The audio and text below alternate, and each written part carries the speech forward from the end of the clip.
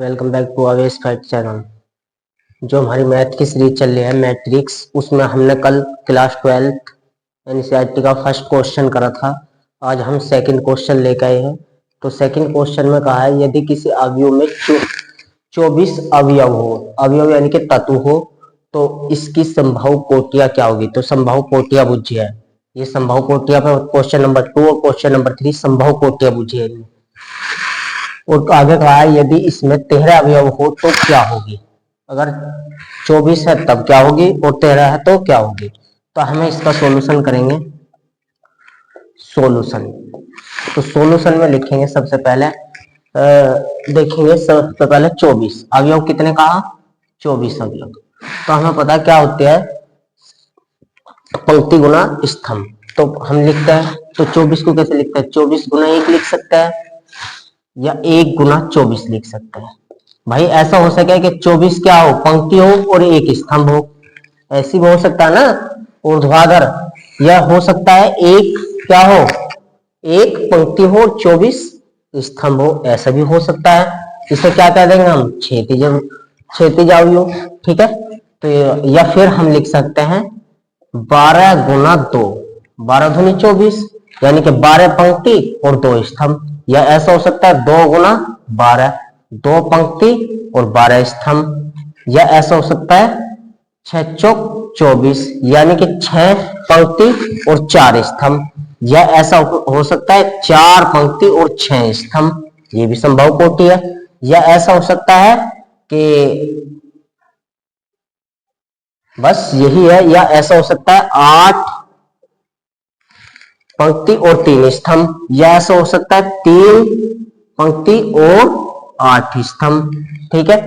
अब बताओ इससे आगे तो तोड़ नहीं सकते हम, सिर्फ यही इसकी क्या है, संभव कोटियां है। 1 2 3 4 5 6 7 8। तो इसकी संभव कोटि कितनी है, 8 कोटियां। क्या है इसकी, 8 कोटि। तो इसकी संभव कोटियां है, क्या है, संभव कोटि।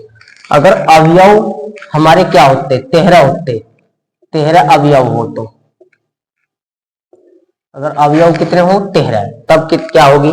तो या तो 13 पंक्ति और 1 स्तंभ होगा, या 1 पंक्ति और 13 स्तंभ होगा। सिर्फ यही दो इसके संभव कोटियां हो सकते हैं और कोई सी नहीं। ठीक है। तो क्वेश्चन नंबर 3 भी देख लेते हैं। तो क्वेश्चन नंबर 3 है हमारा, क्वेश्चन नंबर 3 में कहा कि 18 अवयव, अगर अवयव 18 हो, क्या हो, 18 अवयव, 18 अवयव या 5 अवयव, तो इनकी भी क्या बतानी, कोटियां बतानी है ना, संभव कोटियां। इनकी भी क्या बतानी, संभव कोटियां बतानी हमें। तो करेंगे, लिखेंगे सबसे पहले हम लिखेंगे सॉल्यूशन। तो इसे लिखेंगे हमें कोटि बराबर क्या होगा, हमें बताया था कोटि हो, कोटि स्तंभ पंक्ति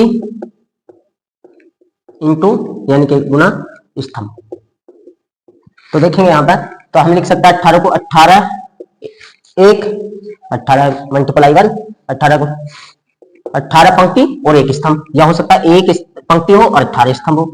या हो सकता है 9 पंक्ति हो और 2 स्तंभ हो, 2 पंक्ति हो और क्या हो, 9 स्तंभ हो। या हो सकता है 6 पंक्ति हो और 3 स्तंभ हो सकता है 3 पंक्ति हो और 6 स्तंभ हो। ठीक है, हो सकता है ना। तो बाकी तो कोई संभव कोटि है नहीं, तो यही इसकी क्या है, संभव कोटियां। ठीक है। तो यही समझ में आया होगा। तो देखो 18 कम 18 1 18 कम 18, यानी यहाँ भी 18 अवयव हो गए, यहाँ भी 18 अवयव हो गए, 9 3 18 2 9 18 6 18 3 6 18। तो ये संभव कोटियां है। अगर 5 हो तो 5 का भी यही है, 5 गुना 1 लिख सकता है, 5 पंक्ति और 1 स्तंभ हो सकता है, या 1 पंक्ति और 5 स्तंभ हो सकते हैं। इसकी सिर्फ 2 संभव कोटियां हैं। तो हमने क्वेश्चन नंबर 2 और क्वेश्चन नंबर 3 समझ लिया है। आई होप आपकी समझ में आया होगा। प्रैक्टिस करेंगे तो